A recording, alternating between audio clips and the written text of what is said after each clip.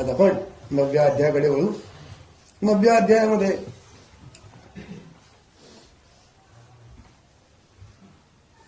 महाराजांनी देह ठेवल्यानंतर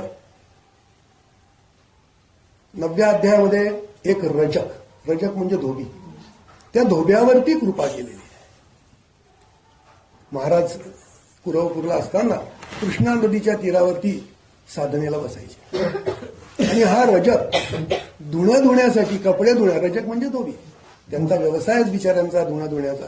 जुन्या काळामध्ये असंच होतं की गवाही द्यायची म्हणजे काही विशिष्ट धान्य द्यायचं आणि कपडे लत्ते धुवून घ्यायचे. आता तसं नाहीये, प्रत्येक कपड्याला 5 रुपये. तर महागाईच तशी आहे ना, त्याला काही इलाज नाहीये. आपण पण 20,000 रुपये महिना कमवतो, मग रजकाने का नाही कमव. आपण त्याला म्हणतो अरे एवढे पैसे घेतो, 2,000 रुपये घेणार. तो म्हणतो किती महागाई झाली आहे, पाणी पण मिळत नाही म्हणतो, वाघूरचं पाणी आटलं, विजेचे दर वाढले, धान्याचे भाव वाढले, मग तुम्हाला तिकडे 20,000 रुपये झाले, मग माल नको का मिळाला, देऊन टाकाय. अशा प्रकारचा तो रजक महाराजांची सेवा करायचा. महाराजांचे कपडे नाही धुतले. हे जे मोठे लोक होते ना, यांनी आपले स्वतःचे कपडे कधी लोकांना धुवायला दिले नाहीये. आज संत तुमच्या घरी आले की लागलीच ते म्हणतात एवढे कपडे धुवून टाका, वाळत टाका. नाही, स्वतःचे कपडे स्वतःच धुवायचे. आणि तेच खरं आहे. आमच्याकडे एक नर्मदा प्रदक्षिणा केलेली व्यक्ती यायची, नाव नाही सांगा, मोठी व्यक्ती होती, नानांचे शिष्य होते. यायचे, कपडे आमच्या घरी धुवायला टाकून द्यायचे. माझ्या वडिलांना अजिबात आवडायचं. संन्याशी होते, तरुण होते.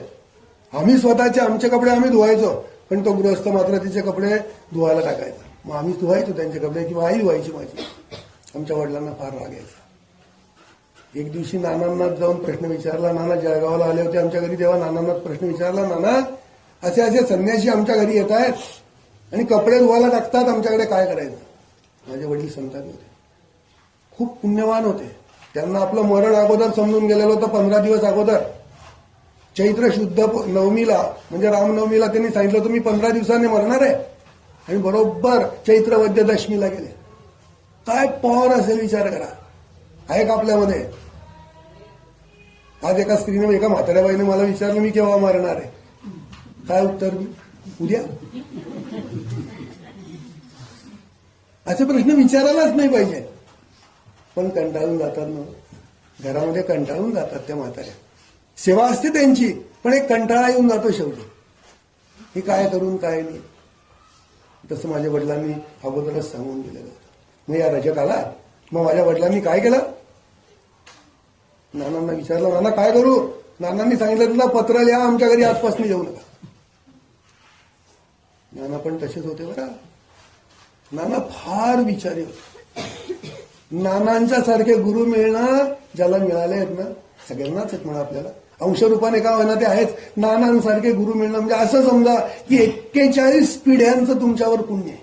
41 झालेल्या पिढ्यांचं पुण्य आहे, म्हणून तुम्हाला नाना मिळत आहेत. आणि नानांचं ऐकायला तुम्ही इथे आला. अहो, पुण्य असल्याशिवाय ऐकायला नाही मिळत. कमीत कमी नाना हे नाव तरी आहे का, ते सुद्धा पुण्यवान आहे. मग बाबांनी पत्र लिहिलं. त्या दिवसापासून महाराज आमच्याकडे आलेच नाही. महाराज म्हणजे नाना महाराज नाही बरं, संन्यासी महाराज. कारण काय, फक्त कपडे. म्हणून मी आज पण सांगतो, कोणाच्या परक्या माणसाकडे गेलात ना, स्वतःचे कपडे स्वतः धुवून वाळत टाका. मी सुद्धा माझे स्वतःचे कपडे रोज धुवून वाळत टाकतो. हे नानांची शिकवण आहे. अहो, आपल्याकडनं होत आहे ना. मी केस कापाला नाभी दादांच्याकडे जातो. ते नाभी दादा मला म्हणतात, सर तुम्ही इतकं करता तो देवाचं, मी तुमच्या डोक्याची मॉलिश करून देतो. मी त्यांना काय म्हणतो, नाही मला नाही आवडत, कोणाकडनं सेवा घेणं आवडत नाही, तू माझी सेवा अजिबात करू नको.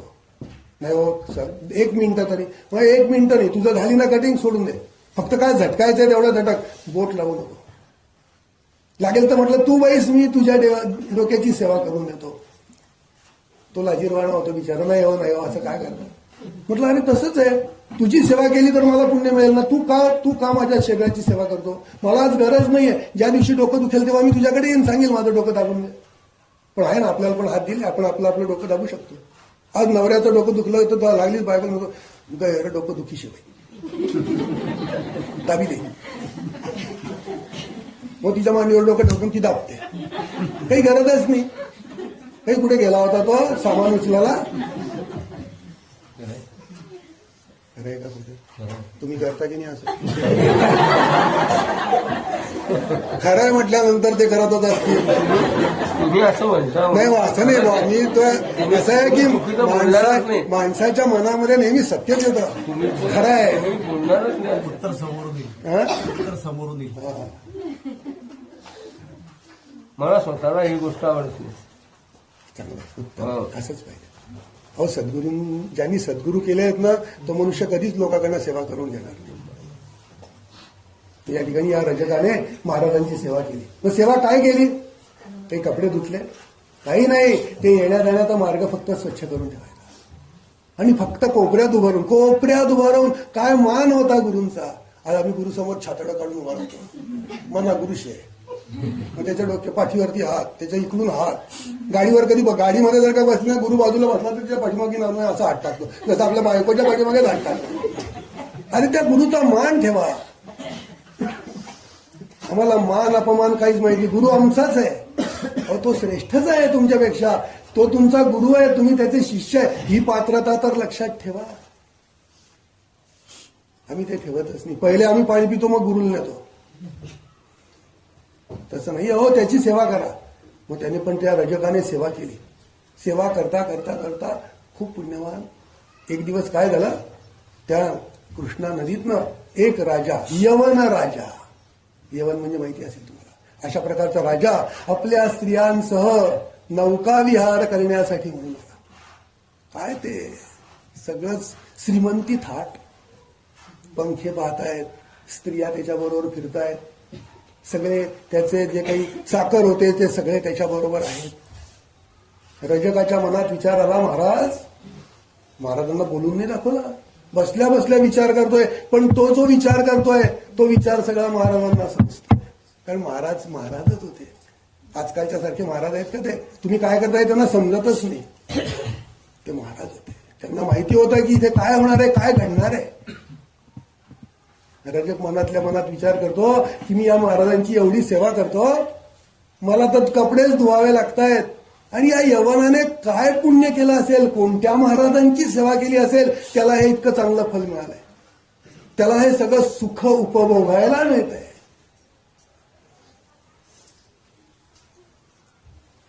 असा सगळा विचार आल्यानंतर महाराजांनी त्याला विचारलं, का रे रजका, काय तुझ्या मनामध्ये? रजक म्हणतो, महाराज. तेव्हा रजकाने सांगितलं, महाराज तिकडे बघा मागे काय चाललंय. अरे काय? तो बघा तो यवन, त्या यवनाला बघा काय सुख, किती सुख उपभोगतोय आणि मी आपला कपडे धुतोय, तुमचा रस्ता साफ करतोय. महाराज काय म्हणाले, अरे रस्ता साफ करतोय ना, हेच त्याच्यापेक्षा जास्त मोठं पुण्य आहे. तो त्या स्त्रियांबरोबर फिरतोय, हे पुण्य नाहीये, ते पाप आहे. आज नाही तर उद्या त्याला भोगावं लागणार आहे. मग तुझं हे पुण्य हे तुला कामाला येणार आहे. मग तुला काय हवंय? रजकाने काय मागावं? त्याच्यासारखंच मला करा. महाराज लागलीच म्हणतात, आत्ता करू का पुढच्या जन्मात? रजक सुद्धा विचारी होता. आम्ही पण विचारीच आहोत. रजकाचा विचार खरं चांगला नव्हताच, पण त्याने विचार काय केला, अरे आता तर माझी 60-65 आलीच आहे, मग आता सुख बघून काय मिळणार आहे, किती दिवस जगीन मी. महाराज पुढच्या जन्मातच करून द्या. महाराज म्हणाले, ठीक आहे, पुढच्या जन्मात मी तुला करून देतो. मग म्हणे, तुमचं दर्शन महाराज, अरे होईल ना, माझं जेव्हा अंत येईल त्यावेळेस तुझा माझी परिचय होईल आणि तू परत मला भेटशील. मग महाराजांनी त्याला सांगितलं, आशीर्वाद दिला की तू आता नदीवर जा. नदीवर गेल्यानंतर त्याचं देहावसान झालं आणि त्या रजकाचा जन्म गाणगापूरला यवन राज्यामध्ये झाला. आणि ज्यावेळेस महाराज श्रीशैल्यला निघाले, महाराज श्रीशैल्यला तेवढ्यासाठीच गेले गाणगापुराहून की त्या ठिकाणी यवनांचं राज्य होतं आणि यवन लोक आपल्या हिंदूंना त्रास देतील म्हणून महाराज त्या ठिकाणी राहिले. आणि मग महाराज तिथून श्रीशैल्याला गेले आणि त्यांनी श्रीशैल्य गमन केलं. पाताळगंगा नावाची नदी आहे, त्या पाताळगंगेमध्ये त्यांनी आपला देह विसर्जन केलाच नाहीये, त्या ठिकाणी ते गुप्त झालेले. अशा रीतीने रजकाचा आपण या ठिकाणी पाहिलं. ज्या दिवशी हे सगळं झालं त्याच्यानंतर महाराजांनी पण आपला देह त्या ठिकाणी गुप्त केलेला आहे. त्या ठिकाणी महिना होता अश्विन वद्य द्वादशी होती. अश्विन माहितीये तुम्हाला, दसऱ्याचा महिना. अश्विन वद्य द्वादशी, अमावस्येच्या अगोदर 3 दिवस गुरुद्वादशी. त्या दिवशी महाराज निजानंदाला गेलेत. श्रीपाद श्रीवल्लभ निजानंदाला गेलेत. त्या दिवशी मघा नक्षत्र होतं. सगळंच अपूर्व. अहो ते साक्षात देवच होते ना, अपूर्वच करणार सगळं. आपल्यासारखं आहे का अमावस्येला जातील? आमच्या अमावस्येला आली, एखादा आजारी मनुष्य घरात असेल का, हो काका अमावस्या आली आहे, हे जातील का अमावस्येला? नाही बाई, नानांची प्रार्थना कर, प्रतिपदेला जातील.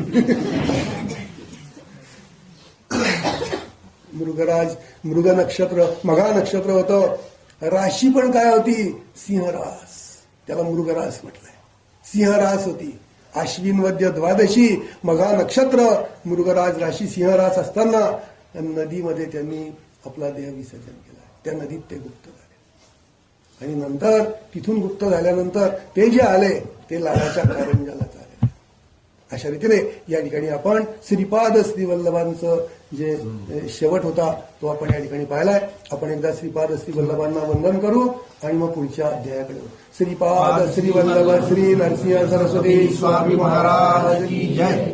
अशा रीतीने 9वा अध्याय या ठिकाणी आपण संपवला.